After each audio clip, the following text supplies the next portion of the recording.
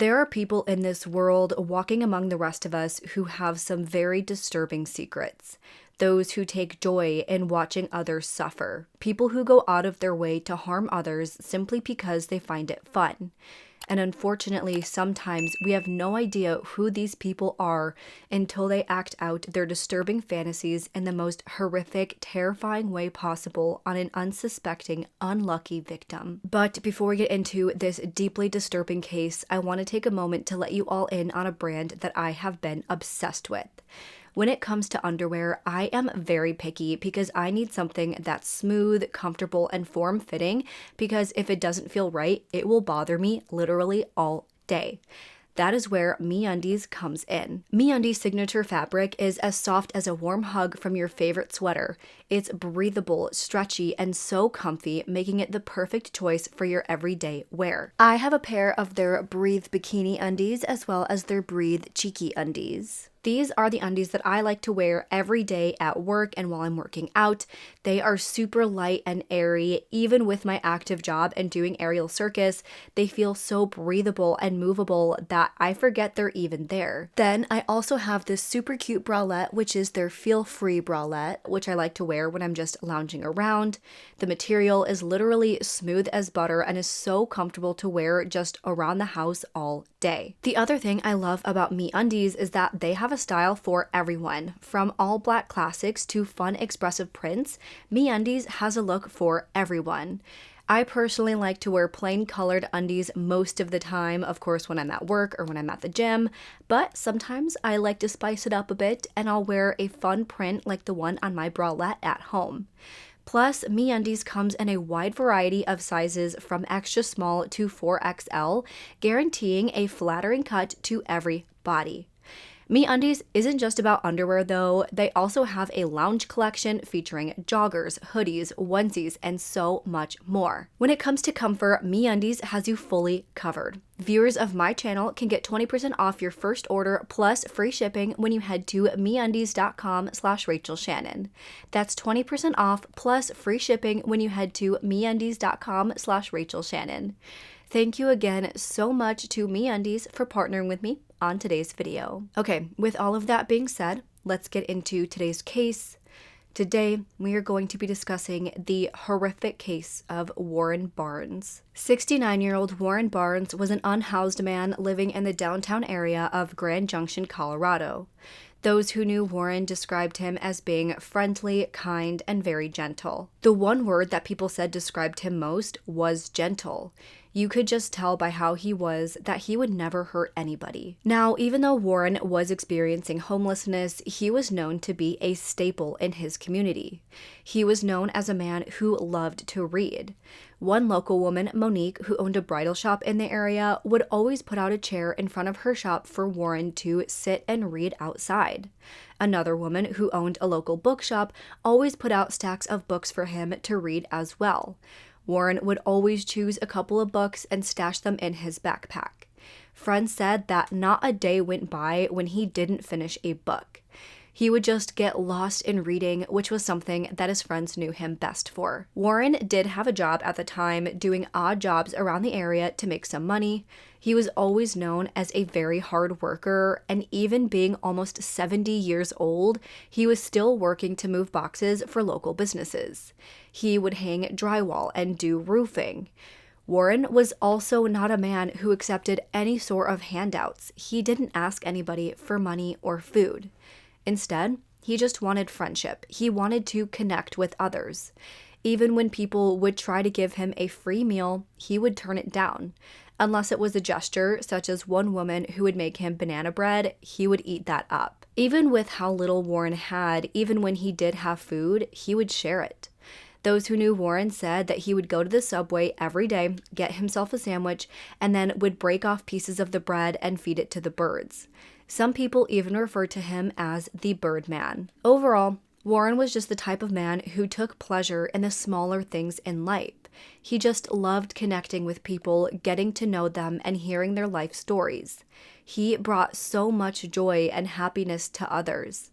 Many of his friends said that Warren taught them how to be happy and kind, someone who has so little yet so much to give. However, by March 1st, 2021, locals in the area started to notice that Warren was gone.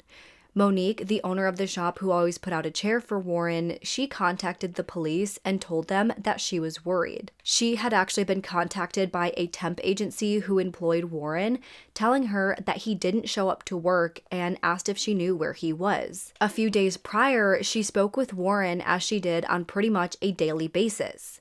He told her that she would be returning the next day to read, but he never did. So not only did he miss work, which was very out of character for him, but he also wasn't showing up at his normal reading spot. As the days passed and no one saw Warren and word started to spread about his disappearance, those who knew him started to get really worried. They knew that he had his routines and he normally didn't break them. They knew that something wrong had to be going on.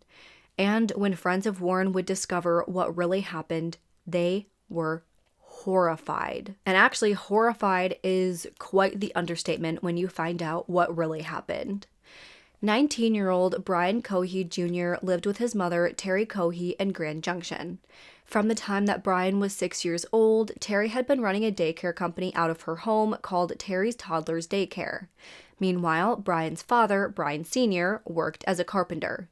Brian Sr. and Terry were separated at the time, so he was not living in the home with his son. On February 28, 2021, 911 received a very unusual call from Brian's mother, Terry, and his father, Brian, to report that Brian Jr. had accidentally driven his car into the Colorado River.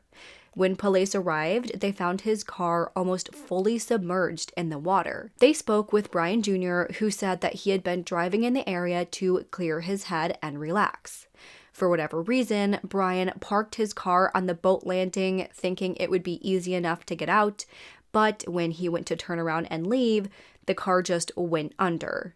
Police were honestly amused, talking to Brian, who is wet and clearly embarrassed about the whole mishap.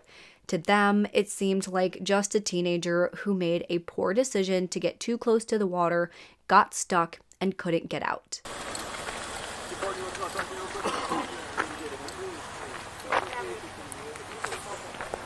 Yeah, we made him wait till he was almost 18 before he got his driver's license because we didn't want him having any accidents like they do when they're 16 and 17 and Gotcha. doing stupid things. But stupid, he doesn't have an age limit, I guess. Yeah. Never seen a car in the water, but Neither have I. Not gonna lie, this is my first time too. Really? It's a new one for me. what's that? So I've never seen one of these either, so it's a new one for me. I'm like, oh man. We were able to get a hold of a company called Recovery Pros. Okay. They are on the way out here. They feel that they can tackle this and get it out. Okay. So they're on their way. We'll be here in about 20 minutes. Yep. Okay. All right. Awesome. If you guys want to stay warm, you're more than welcome to jump in that car and go this one. Does he need to stay here? Or is he free to go? I'm sure he'd like to go home and get warm. Yeah, right? Yeah, it's not Okay. It's just a stupid ass. so. Okay. All right. I'm going to take him home then, and then we'll come back here and see if we can figure out what's what with the tow truck driver. They got a tow truck to get the car out of the water as Brian Sr. and Terry drove Brian back home. They left him at home and then returned back to the river to figure out what they were going to do with the car once it was out. But once they returned back to the river, police informed them that they found what looks like blood on the back bumper of the car. They said that there was a decent amount of a red liquid under the license plate on the bumper. The cops asked if maybe Brian hurt himself or something, so his parents called him to ask about this. Brian sounded very confused on the phone call, saying that he doesn't know why there would be a weird red substance on his car, but promised that he didn't hurt himself in any way.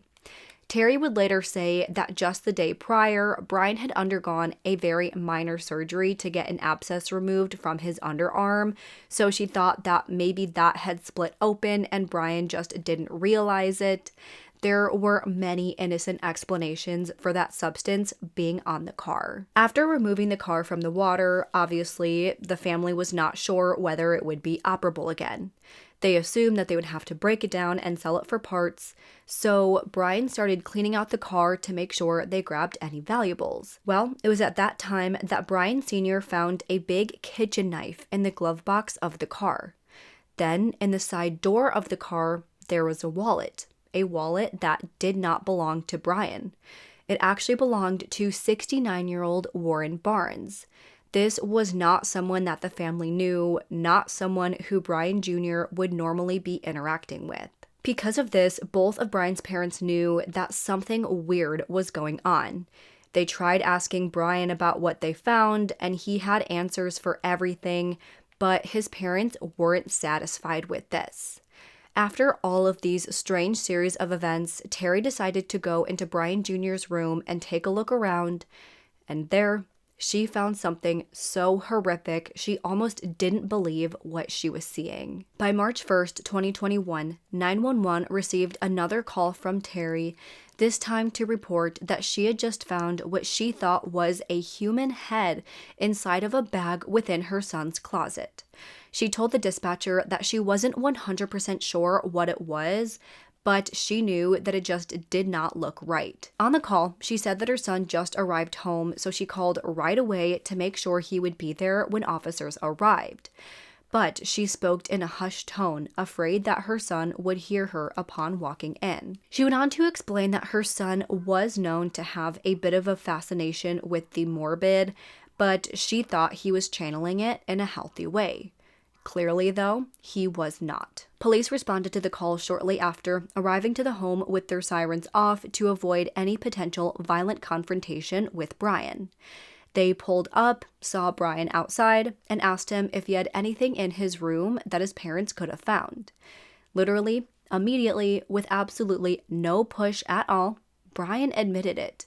He told officers that there was a head and hands in his room. Immediately, Brian was taken to the police car to be transported to the police station for questioning. The entire time throughout this interaction, he was very polite and respectful.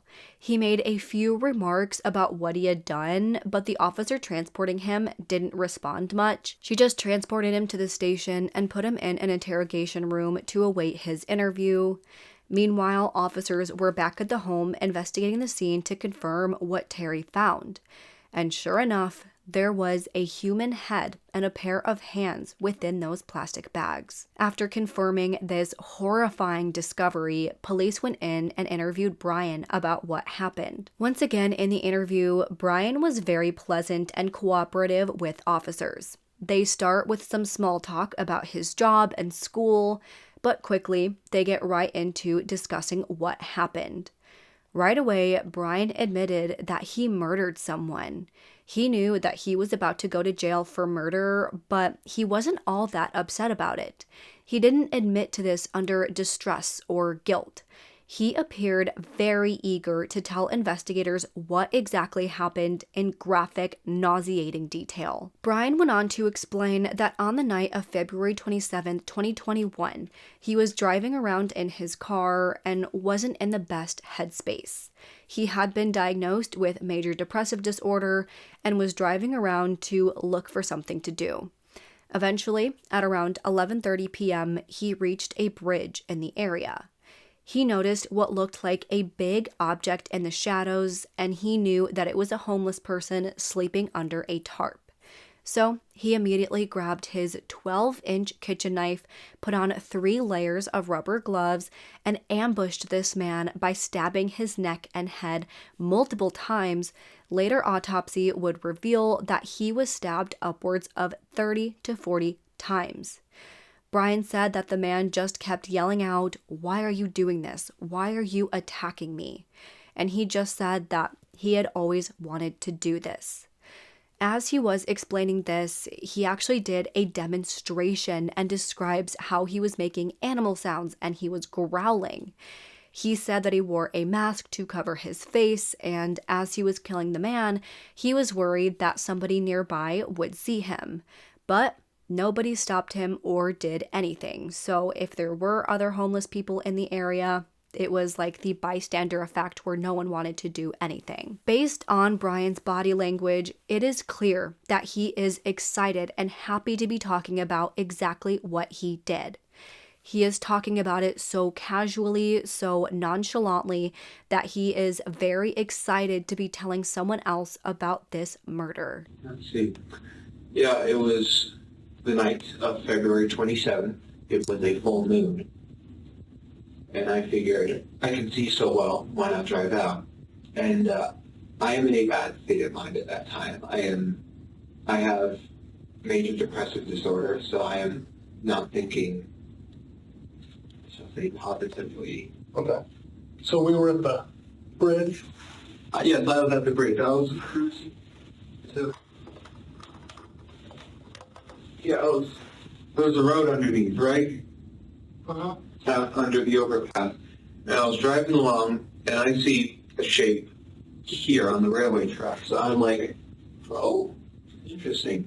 So I go up, and as I'm looking, I see a large thing wrapped in a canvas. Okay. And I'm like, that's a homeless person. So I grab my knife, I put on 3 layers of gloves, because plastic gloves can betray their users because they're so thin, those vinyl gloves, by imprinting your fingerprints through. So I put on 3 on one hand. I took the knife, I pulled back the canvas, and I stabbed his neck. Okay. He was panicking at first in his old man voice. He was in his 50s. I know why I call him an old man. He was saying, "What are you doing? What are you doing? Why? Ah!" And I just kept on stabbing his neck. Is it okay if I do a demonstration? Oh, yeah. This is him. I was straddled on top of him like this. Okay. And he couldn't fight back. It was actually surprisingly easy. I was barely breaking a sweat. I thought, homeless guy, he's going to be tough. But no, it was actually surprisingly easy.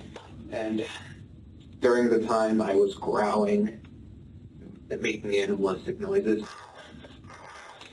Why were you doing that? I suppose it was a frenzy. Okay. I was so excited, so rushed up on adrenaline, and every guy was just, woo! And I paused, and he's like, "Why are you doing this?" And I said, "I've been wanting to do this for a long fucking time, murder someone." And then I continued. The whole ordeal lasted about a minute and a half. Okay. And when I was finished stabbing him, he took out his last breath, a grunt, and his head was halfway cut off in stabs. All the while, no, actually, after I killed him, I just couldn't stop saying, "Sticky, dirty, dirty." After explaining how he killed Warren Barnes, he started to describe what he did with his body afterwards. And if you thought it couldn't get more disturbing, it certainly does. He said that he stabbed his eyes and cut his head off before cutting off his hands and arms at his wrist, elbow, and shoulder joints. He said that he cut his head off partially to make sure that he was actually dead after the stabbing. He didn't want to be that person that stabbed someone and then just left their body and didn't confirm that they were dead just to be in trouble later because the person comes forward. So after being confident that he was dead, he actually cut his belly open and looked inside and looked at his intestines. He said that he thought about dismembering him further, but ultimately decided not to. Before he went home, he threw the arm parts in random spots under the bridge. He then took the head and hands home with him in that bag. When he got home, he cleaned off the knife and immediately threw his bloody clothes into the washer to clean up what he did. I want to note that at the time of the murder, he was wearing a Halloween costume of Michael Myers. So he was wearing a blue jumpsuit and a scary mask. He associated that outfit with violence, so that is why he chose to wear it that night. Brian kept the head and hands in his closet for a few days within that trash bag. He said that he had plans to get an empty paint bucket and then put the head and hands in the bucket, seal the buckets, and then throw them into random places to get rid of them. But of course, his parents found the trash bags with the head and hands in them before he got the chance to dispose of them. So, were you worried about them seeing you? I was worried about one of them stopping. But What did you think would happen if somebody... Well, if they looked, well, it was quite dark under there, so they wouldn't have seen the guy unless they looked. They would have seen me holding a bloody 12-inch knife, wearing gloves, and wearing a mask to conceal my identity, face mask. Okay. So you weren't doing it for COVID, you were doing it to hide your face? Partially. Social distancing. Yeah, but no one stopped, and I'm just like, huh, proves the bystander effect. And then, let's see, yeah, and then after that, I stripped his clothes, I cut open his belly to see his guts. They're really pink. Sorry, that was morbid. Then I cut off his head. I gave him a Glasgow smile. What's that? A Joker smile. I destroyed his eyes by stabbing them in. Okay. And then I cut off his hands. I put those in plastic Ziploc bags. And then I cut off his right arm at this joint Okay. and at this joint. And then at this arm, I tried cutting it here, and then I tried cutting it here. But what happened was, I accidentally broke his bone. This one, it was poking out. Okay. And so I left that one here, partially cut, dismembered here, bone sticking out. And then I left his body there. And then I took the head, put it in a leftover pizza box from the dinner a few nights ago.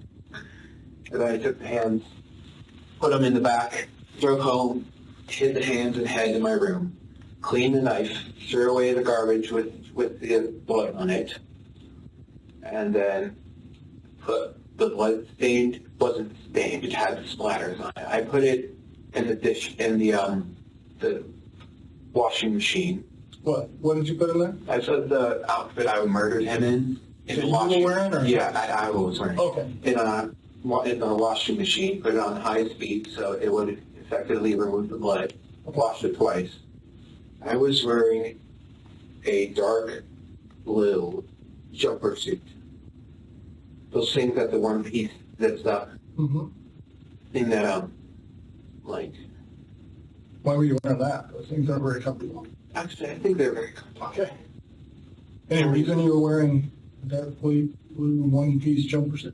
Well, you know the movie Halloween, Michael Myers? Mm-hmm. He wears one of those, and for Halloween last year, I bought that as a costume to find the mask in my room. Okay. And, I just associated that that article of clothing with violence. So that's why I was wearing it. That night. Yes. So you cut him open, did you cut his arms off, his hands off, all that before you went home? Yeah, before I went home, I tossed the arm bits around. Like, I took the right arm bit, threw it out, Okay. took the left arm bit, threw it out. So it's somewhere around that bridge? Yeah, but look because I know crime scenes can be a very wide area. Mm-hmm. You're going to want to look in a 10-foot area. Yeah, so what did you have the head and the hand at your house? The head, because it was starting to stink, I was planning on throwing the head and hands away. Okay. Not in the trash bag, and not in the kitchen trash, but they were both in trash bags. The head was in a trash bag, I hid up the trash bag. Hands, I put in a trash bag as well. They were in Ziploc bags.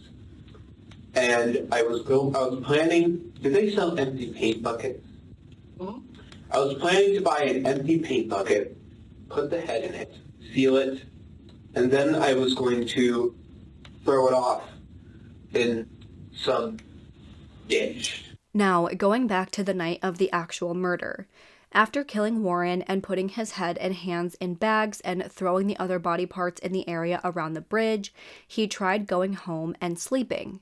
But he wasn't able to, and decided that he needed to finish what he started. So he went back out to Warren's body and put the rest of it in his trunk. He then went to the Colorado River and backed into the river, took the body out of the trunk, and put him into the river. He then pushed him in with his feet to avoid getting his fingerprints on the body. After backing into the river, his car actually got stuck and wouldn't come out.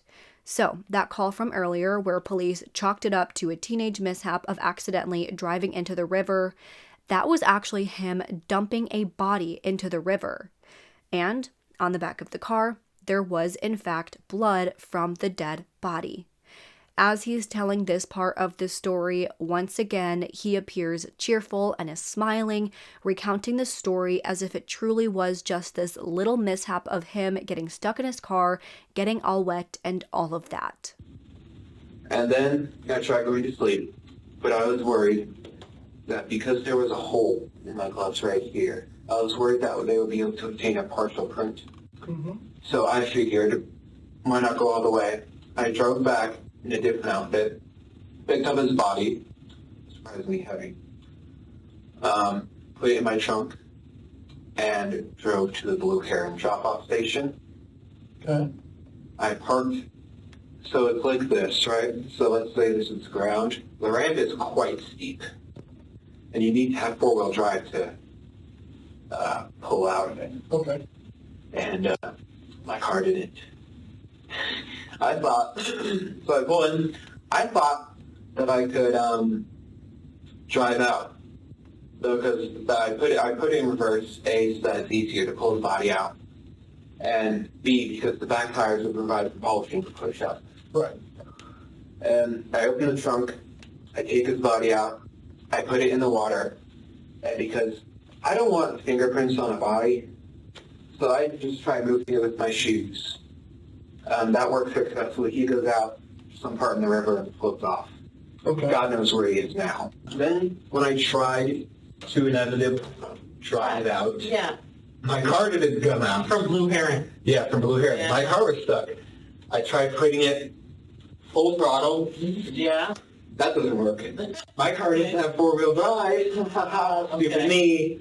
Okay. And so then I tried putting it in low gear. I'm trying everything at this point. Right. And it still doesn't come out.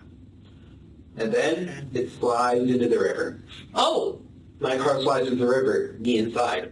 Oh. And so I'm there in a car quickly being flooded with water. It Okay. is the middle of February It's cold. at night Yeah. in the river that's almost freezing. Yes. I'm drenched. Ooh. I almost died. So I'm able to climb out.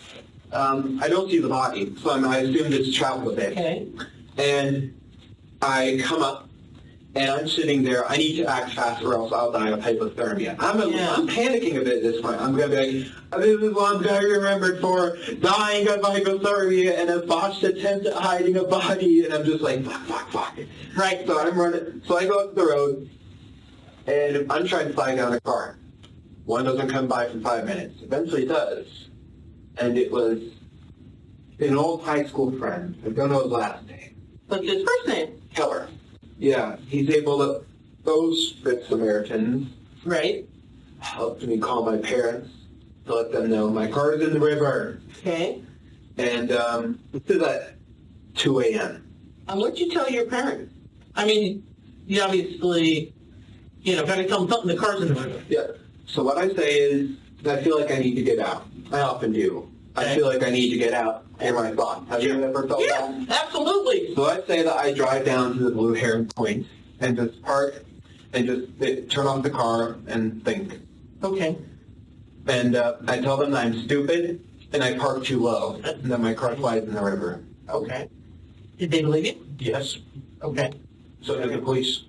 The police came too? Yes, they called the police because while they were warming me up, they tried 5 different tow truck companies. All of them said, oh, we're drivers off shift, or, oh, we don't have the proper equipment.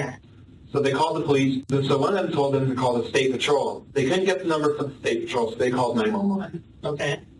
And then the police came. I didn't do a breathalyzer test because I wasn't drinking. Was it the police or the sheriff that It came? was the police. Okay. Yeah, however, what immediately caught the police's attention is blood from the body was on the reverse bumper.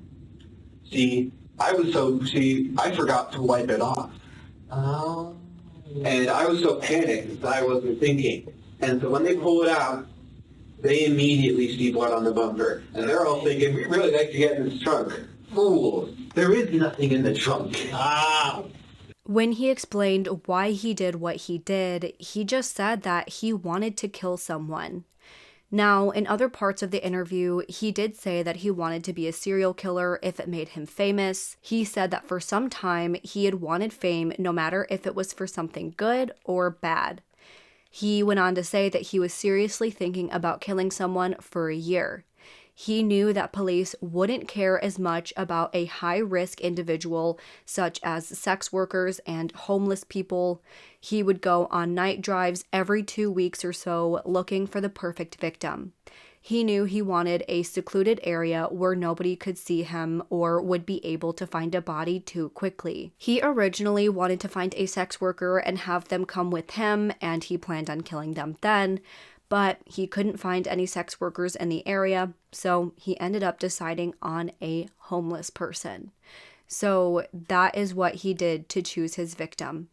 He also explained that he had hurt a cat in the past. He had previously found a cat and hurt it, decapitating the cat and keeping the head for 3 days. Overall, in the interview, Brian seems very happy and jovial. He is explaining the stories, his motives, how he chose his victims, all of that in a very positive and matter-of-fact way. He cracks a couple of jokes, smiled, and chuckled throughout, and seemed very eager to tell every last graphic detail. The detectives in the room did a great job of being curious and encouraging him to continue talking without having a reaction that a normal person would have, such as being disgusted or telling him that what he did was horrible and wrong. They also did a good job of gathering information about his state of mind, what he's capable of in terms of schooling and work, making it so that if he tried to claim he was mentally incompetent or didn't understand what he did, they could use this interview to show that he clearly is a very well-spoken, well-mannered person, and he knows what he is doing. So tell me about that and what you did then. Well, I was figuring the police don't, this is not to be taken offense, but police, they don't seem to care as much about high-risk individuals, homeless people, prostitutes, etc. So I was deliberately looking for someone who lived that type of life. Okay. And I found a homeless person, and the original goal was just leave him there. But I was worried about the fibers on the outfit I was wearing that would be on his clothes and stuff. So I deliberately messed up the clothes. Okay. Not cutting them up, just throwing them around. And I was worried about just how long it would take to find him, because it's a somewhat traveled road. Eventually someone with the windows down is going to smell something off. Right. Police have a nose for that type of thing. They're trained to be able to identify the smell of a corpse. So that's where the river idea came from, because a river will wash away a lot of evidence. Rivers are quite tricky. So how long have you been planning or looking for someone to do this with before you found this guy? About a year. About a year? No, 6 months. So you come close or seen somebody or chickened out or anything in the past? No. I mean, I was looking for a deliberately secluded place like that one. I wouldn't just go up in Clifton and find someone walking down the street and stab them. No, that's too public. Everyone sees that. Well, have you looked like at the homeless places or anything in the past? I have, yes. I would go on night drives often, maybe once every 2 weeks. Now just peruse the streets. Okay. So before this guy, how close had you come in the past? Not at all. Not at all? You just drive around? And Yeah, look, just try and find you see anybody interesting and No. in your mind thought of a plan? Or? Well, occasionally when you see girls walking down the street, I take a glance at them because it really is like Ed Kemper where half of me says, well, I'm quite inept with women. I'm being honest, I'm no Casanova. But half of me says, I want to take that girl home and make her feel nice. And the other half of me, just like what Ed said, is I want to see what her head looks like on a stick. So occasionally when I'm driving down the road, if I see someone that catches my eye, I'll just like... I have to ask, and I think you answered it, but I'm not 100% sure. You said you've thought about doing this for the last 6 months, a year. Yeah. Have you ever done it before? No. Okay. You got to ask, right? Yeah. How about animals? Have you practiced on anything? Yes. It's pretty big stuff. Tell us about that. Person. It was 2018 Halloween. A stray black cat had been coming around our house. This was before I moved into my mom's. This was at my dad's. And I was thinking about killing him. I then hid the body in a shoebox, and then I disposed it in the trash and got away with it. Okay. And that cat. Did you keep them for a while like you did this guy, or I kept it for 3 days. Then it started to stink. is that where you got the 3 days and it stinks? Well, Also because bodies, bacteria starts to float the body after a day to 3 days. So And when did you start thinking about killing people? 6 months ago. After this interview, other officers went to the bridge to confirm what Brian was telling them about the body and body parts. Sure enough, they found the arms and possibly a leg all strewn about the area, exactly where Brian said they would be. It's right here. Oh, you see it? Yeah. Because there's an arm. Oh, shit. Hey.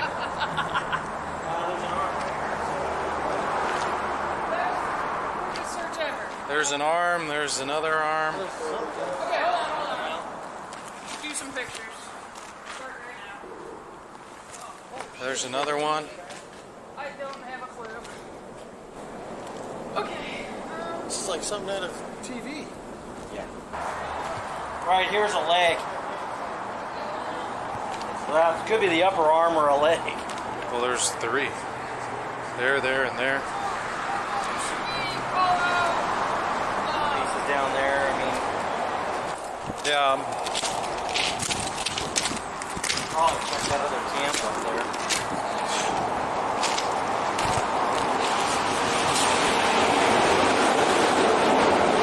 holy hell.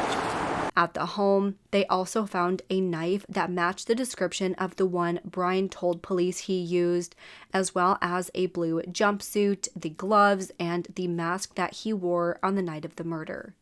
Officers also looked in the trunk of the car to confirm the other part of the story where he said that Warren's body was in the trunk, and sure enough, they found blood all throughout that trunk. So with everything we know so far, with Brian wasting no time before admitting what he did, that very detailed interview, as well as all of the evidence that Brian led investigators directly to, they arrested and charged him with the murder and dismemberment of Warren Barnes. And with everything Brian told investigators, you would think that the process would be pretty easy. Brian would plead guilty because he was very eager to admit what he did and tell every last detail. But that isn't what happened. He forced friends and family of Warren to sit through a trial and listen to every last gruesome detail of what this 19-year-old psycho did to their loved ones. He forced the friends and family of Warren to sit through a trial and listen to every last gruesome detail of what this 19-year-old psycho did to their loved one. He made his own friends and family listen to what he did and had to testify about his behaviors and mental health in the months and years leading to the murder. All of this so that he could relive what he did, in my opinion. Almost 2 years after the horrific murder in February of 2023, Brian's trial started. At the trial, Brian was actually pleading not guilty due to reason of insanity. So, this trial was not focused on whether or not Brian actually committed the murder, because it was obvious that he did. The arguments were going to be based on whether or not he was mentally capable of knowing right from wrong. The defense brought up Brian's past, saying that he was diagnosed with multiple mental health disorders. Because of these disorders, he didn't know the difference between right and wrong, and at the time of the murder, Brian didn't understand that these actions were wrong. The defense talked about how Brian has never been able to connect with people. He has never understood others' emotions. They had a forensic psychologist who took the stand to say that after evaluating Brian, he believes that he was mentally insane at the time of the murder. He said that he has a history of major depression with psychotic features. On the night of the murder, a combination of his increasing stress, his lack of taking his medication to control his unwanted thoughts, his lack of support, isolation as a result of the pandemic, family conflict, as well as losing their family dog in February of 2021, all of that created stress to Brian's system that he went into a psychosis when he murdered Warren Barnes. Therefore, he was mentally insane at the time of the murder and did not realize that his actions were wrong. However, on the other hand, the prosecution came back and said that yes, Brian had a very long history of disturbing behaviors and morbid fascinations. But in his interview right after the murder, he was answering questions very clearly and concisely. He knew in that interview that murder was wrong and that what he did was very wrong. So now let's go over all of the information that was brought up on the prosecution side during the trial. Again, as we know, Brian had a very long history of mental health issues and of showing concerning behaviors. According to his parents, they started noticing some behavioral issues when he was in high school, so they took him to the doctor to see if they could help him deal with whatever it was he had going on. According to his primary doctor, who he started seeing when he was 15, he was initially diagnosed with depression, so he was being treated for that. He would often complain of headaches, so he did get a CT scan of his brain to see if there was anything causing the headaches, but the results came back normal. After that, he also started seeing a psychiatrist starting in 2017. Throughout their sessions, Brian said many concerning things, such as asking, "Why is it such a big deal to hurt or steal from others? It's what we're supposed to do." At some point in high school, Brian's uncle passed away. His mom, Terry, was worried about how it was affecting him and wanted the psychiatrist to help him process it. But at the session, Brian told his psychiatrist that he's tired of pretending and didn't actually care about his uncle's death. Of course, all of these statements and other behaviors were red flags to his psychiatrist and parents. Terry brought him in for an additional assessment in 2019, saying that Brian was unable to understand how his choices affected the future and the lives of those around him. During this evaluation, Brian was diagnosed with level 1 autism, so the lowest level and considered functional autism. He was also diagnosed with ADHD. He was medicated at some point, and his parents did think that the medication was helping.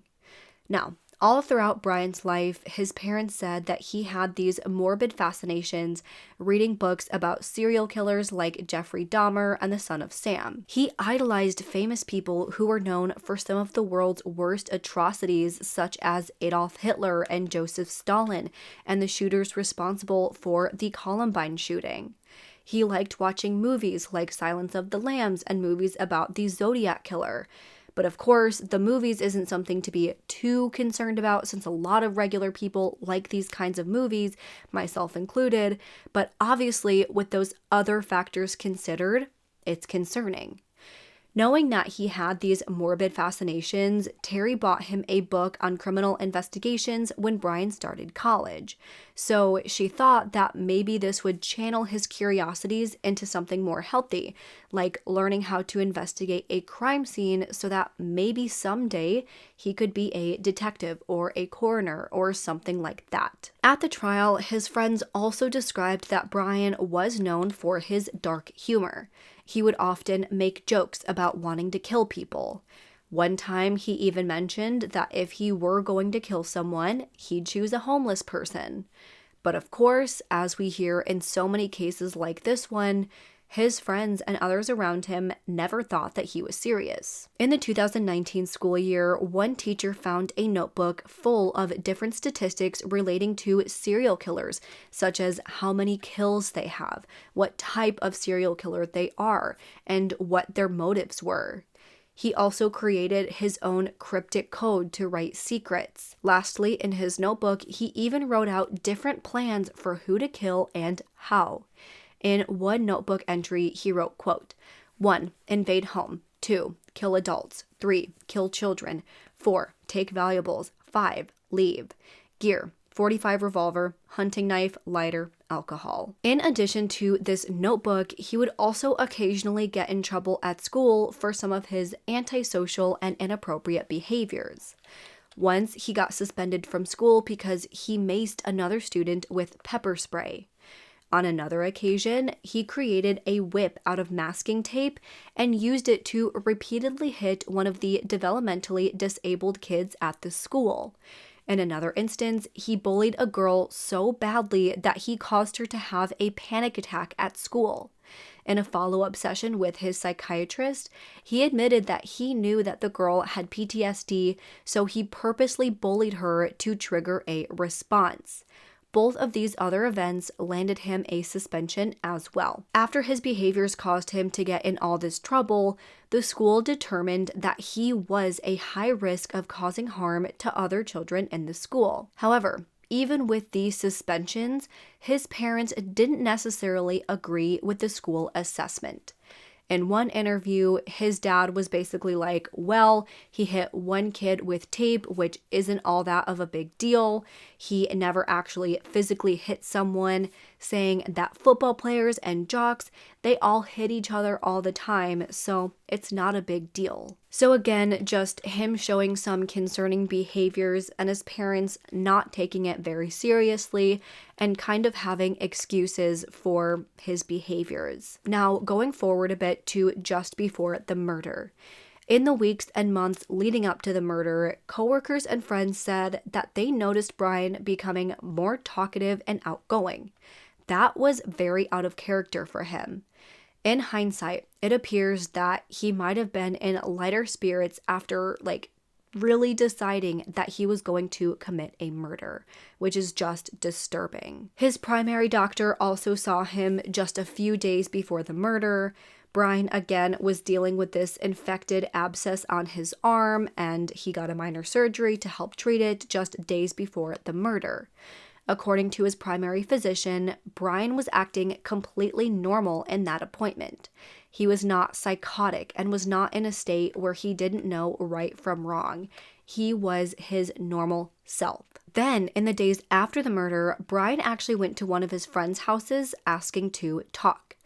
When at the house, according to the friend and her husband, Brian was acting very, very strange. He was telling them this story about how he was about to be framed for murder by police. He was saying that he found a body and was messing around with it, and he got evidence on it, so he was freaked out because of that. At the time, the friends really didn't think he was serious. Again, many people who knew Brian thought that he was just trying to be edgy, trying to get a reaction out of people by saying some wild stuff. Nobody thinks your friend is serious when they say things like this. Alongside the testimony from different people who knew him personally and who evaluated him as his psychiatrist or doctor, investigators found out that Brian also had some disturbing internet activities. He was frequently on Reddit commenting on posts that had to do with gory images and ideas.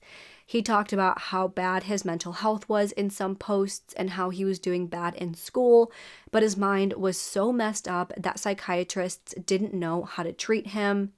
Investigators found that in the months before the murder, he made Google searches for things like murderous thoughts every day and how to deal with homicidal thoughts. After the murder, he made searches for things like how long does it take before a dead body smells and whether a river will wash evidence away.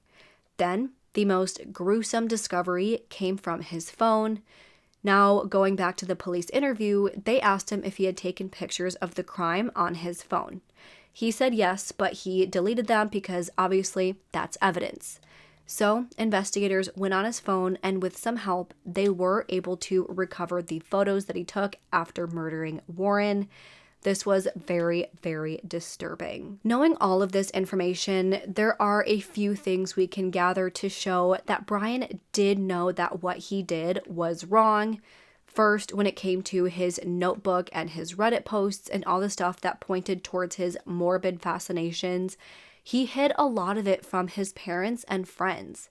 He even said in his interview that he would collect things like weapons and would hide them from his parents. That shows that he knew it was wrong and that if anybody found out about it, he could get in trouble. Then the fact that he cleaned the clothes he wore during the murder, the effort he took to dispose of the body, the story he told the friend after the murder, the fact that he deleted those photos off of his phone, the Google searches about getting rid of evidence. All of those things point to the fact that he tried to cover his actions after the murder. Therefore, he knew it was wrong. In addition to all of that, the prosecution had their own forensic psychiatrist who said that Brian does not meet the legal standard for insanity. At the end of the trial, which lasted a total of 12 days, both sides made their closing arguments and the jury went off for their deliberations. After 2 days of deliberating, they came back and found that Brian was in fact guilty of first-degree murder, as well as for 2 counts of tampering with evidence and tampering with a deceased body. At his sentencing hearing, friends and family members of Warren spoke about just how badly this crime has affected them. They wanted to make it known that Warren was a hard worker. He wasn't just a drifter. He was loved in his community and he made a positive impact on so many lives. He wasn't just some trash to throw away. He was a human being who deserved to live his life just as much as anybody else. Of course, hearing Brian's sick reasoning for choosing Warren as his victim was just so horrendous for the family to have to hear. Hearing Brian say that Warren wouldn't be cared about, nobody would investigate or realize he was gone because he was homeless. It's just such a punch to the gut for those who loved him and those whose lives were touched by his presence. So after hearing from loved ones of Warren, the judge decided on a sentence of life without the possibility of parole for Brian Cohey. Of course, this verdict and sentence does bring a sense of justice to the family, but obviously none of this will bring Warren back or fill the void that his absence has caused in the lives of so many people. So that is all of the information that we have on today's case. Obviously, this case was such a tragic one with such horrific and gruesome details. It's hard to imagine that someone like Brian can exist in the world alongside the rest of us and stay and do so many disturbing things and have nobody take them seriously until it's too late. We see so many of these cases where somebody is basically telling their friends, family members, and school staff that they are going to commit a crime, that they are going to hurt someone. Yet, most of the time, it's passed off as a joke or someone just having dark humor. And it's only taken seriously when that person does exactly what they said they were gonna do. So with that being said, all I ask that you take away from this video is that if you do know someone like this, someone with such an extreme fascination for the dark and disturbing, someone who talks about wanting to hurt somebody, please take it seriously. Obviously, as true crime consumers, we are considered as those people who are fascinated by the awful things that people do to each other. In my opinion, I think that's normal. I have to think it's normal, it's my job. But the second someone starts talking about wanting to hurt others and is consistently making jokes about their plans, their tangible plans to do so, please don't take it as a joke. Talk to them. Find them help, report it to your school if you're still in school, tell their parents. Do what you can to get that person the help they need to hopefully prevent them from doing something like Brian did. But with that being said, that is where I'm going to end today's video, and now I want to know what you all think. Why do you think Brian pleaded not guilty to this even after admitting everything he did? Do you think it was to relive everything at the trial? I think so. Or do you think he really thought he was gonna get off? What do you think of his motive here? And what do you think of his parents not taking his warning signs seriously? Let's discuss this and any other thoughts that you have in the comments below. If you liked this video, please make sure to go ahead and leave this video a thumbs up and subscribe to my channel. I put out new true crime and mystery videos every single week. Don't forget to turn those notification bells to on so you don't miss out on any of my future videos. Make sure you follow the link down below at meundies.com/RachelShannon to get 20% off of your order plus free shipping. Make sure you follow my Twitter, Instagram, Facebook, TikTok, and Spotify. All will be linked down below. And if you have any case suggestions, please make sure to fill out the Google form, which is also linked down below. With that, I hope you guys have an amazing week. Stay safe, stay healthy, and I hope to see you next time. Bye.